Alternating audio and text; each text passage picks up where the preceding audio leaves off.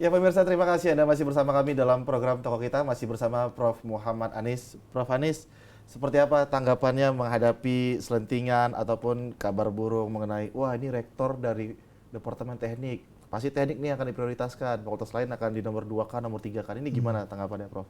Ya, dinamika dalam suatu organisasi pasti ada kemungkinan-kemungkinan itu. Tapi saya punya prinsip begitu saya ditugaskan atau diamanahkan sebagai rektor UI, artinya saya rektor dari seluruh fakultas yang ada di UI. Oke, dan tahun 2019 ini Universitas Indonesia sedang menyiapkan proses pemilihan rektor baru ya, Prof. Betul. Dan seiring berakhirnya masa bakti rektor periode 2014-2019, bagaimana tahapan agenda berikutnya nih, Prof? Buat saya? Iya. Ya, yang pertama tentu kami mengawal sampai proses ini berjalan dengan baik sehingga bisa selesai pada waktu yang sudah ditetapkan. Kedua, ya memang sebagai rektor itu adalah tugas tambahan.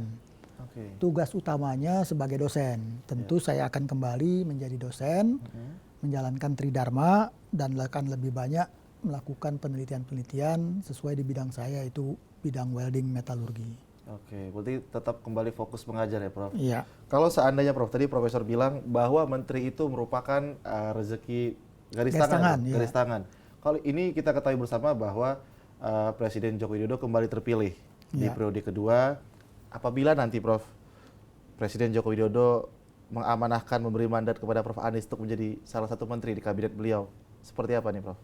Waduh, diterima atau ditolak? Pertanyaannya susah dijawab itu sebetulnya. Tapi kan seperti ya tadi, jadi rektor itu kan bukan tujuan. Dan juga sama, menjadi menteri itu bukan tujuan hidup saya. Jadi ya saya pasrahkan kepada Yang Maha Kuasa aja. Dan apa yang membuat Prof. Anies ingin kembali lagi mengajar seperti biasa ketika tidak menjadi rektor lagi? Ya karena dari awal saya menerima tawaran untuk menjadi dosen, ya saya sudah fokuskan diri saya untuk berkecimpung di dunia akademik. Karena saya menjalankan pesan dari kakek saya itu bahwa kalau Anda mau sukses, bermanfaat untuk orang banyak, fokuslah pada bidang yang memang Anda yakini bahwa bidang itu akan bermanfaat untuk orang banyak. Ya itu saya fokus di bidang akademik. Sejak 1985 sampai hari ini saya tidak pindah kemana-mana, tetap di dunia akademik. Dan apa nih, Prof, pesan maupun harapan seorang Prof. Anies terhadap rektor penerus nantinya? Ya tentu siapapun yang terpilih nanti ini harus melihat ke depan transformasi yang harus dilakukan itu cukup besar. Melihat dari tantangan yang megatrend, yaitu bagaimana nanti akan ada jumlah penduduk yang besar di satu kota besar yang mengalami urbanisasi dan industrialisasi. Kemudian yang kedua ada aging population. Dan yang ketiga ada teknologi disruptif. Dan yang keempat globally connected para peserta didik kita khususnya. Nah tentu transformasi itu yang saya harapkan pengelolaan Universitas Indonesia ke depan itu harus dikelola secara digital.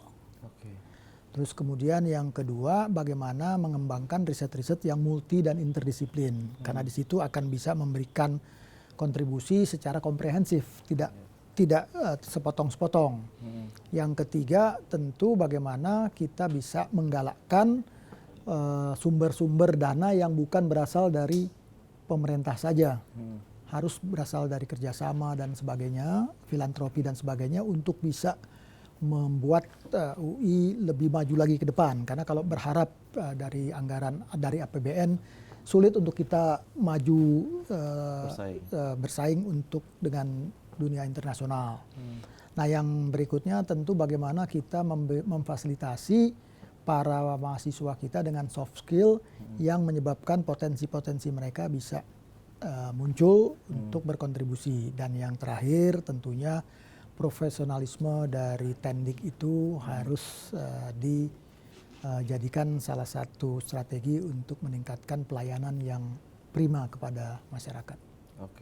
Tadi di segmen sebelumnya Prof. Anies mengatakan bahwa Prof. Anies di saat sakit selalu dekat dengan keluarga, di saat sehat namun terlalu sibuk dengan pekerjaannya. Apakah Prof. Anies tidak ingin gitu memberikan menjawab harapan dari keluarga, misalnya ingin pensiun, ingin fokus saja bersama keluarga, tidak mengajar lagi gitu, Prof? Ya, tentu fokus dengan keluarga itu akan lebih bisa terjadi apabila kami justru kembali sebagai dosen biasa ya. Karena sebagai dosen biasa itu pasti kan tugasnya mengajar, terus kemudian meneliti dan membimbing. Nah itu saya yakin akan banyak waktu untuk bisa memperhatikan keluarga, walaupun keluarga saya itu udah berkeluarga juga. Saat ini kan saya sudah punya cucu, ya mungkin bermain sama cucu atau menjadi MC. MC itu ngomong cucu. Oke, Prof. Lalu seperti apa nih, Prof? Pasti selama 5 tahun ini tidak sedikit, Prof. Tadi sudah cerita hal sukanya, hal dukanya apa aja, Prof? Ya kalau dukanya itu tentu apa yang kita targetkan tidak berhasil. Terus kedua yang harus melatih kesabaran karena banyaknya hoax yang muncul dan selalu yang menjadi titik sasaran rektor. Kalau ada ketidakpuasan pelayanan oleh unit-unit kerja kami, komplainnya langsung ke rektor dan sebagainya. Itu memang diuji kesabaran dan harus saya juga respon. Tidak ada yang tidak saya respon, walaupun sebetulnya menyita waktu cukup banyak karena hal itu kan sebetulnya bisa ditanyakan langsung kepada yang bersangkutan. Tapi kan orang karena kenal sama rektornya langsung WA ke rektornya, ini legalisasi saya punya transkrip agak lambat, kenapa kok tidak cepat dan sebagainya. Itu kadang-kadang jadi dukanya itu lebih banyak kepada menguji kesabaran. Nah, alhamdulillah sih kalau kita berpegang kepada melayani, ya tentu kesabaran itu bisa muncul. Pasti ada dong, Prof, harapan seorang Prof. Anies terhadap dosen maupun mahasiswa. Seperti apa, Prof? Sebenarnya harapan dari hati kecil seorang Prof. Anies terhadap seluruh dosen dan juga seluruh mahasiswa Universitas Indonesia. Ya, yang pertama untuk dosen tentu harus meningkatkan kompetensinya dan menerapkan nilai-nilai UI, terus kemudian produktif. Karena mereka ujung tombak, keberhasilan UI itu ada di tangan mereka. Terus para mahasiswa tentu jadikanlah revolusi industri 4.0 ini sebagai peluang. Peluang untuk dia bisa berkarya, lebih dari sekedar lulus menjadi sarjana. Karena lulus menjadi sarjana mereka menurut saya itu tinggal waktu.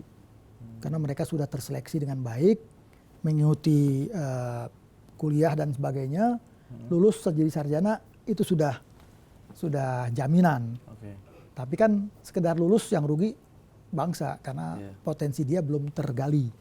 Oleh karena itu saya anjurkan kepada para generasi muda sebagai generasi penerus harus memanfaatkan perkembangan teknologi informasi, revolusi industri 4.0 ini sebagai peluang, bukan sebagai tantangan. Baik. Terima kasih Prof. Muhammad Anies telah berbincang-bincang bersama kami dalam program Tokoh Kita. Kami doakan semoga sehat dan sukses selalu dalam membangun Universitas Indonesia, dan semoga Universitas Indonesia selanjutnya di tangan rektor yang baru bisa menjadi universitas yang selalu membanggakan dan melahirkan lulusan-lulusan terbaik yang bermanfaat bagi bangsa dan negara.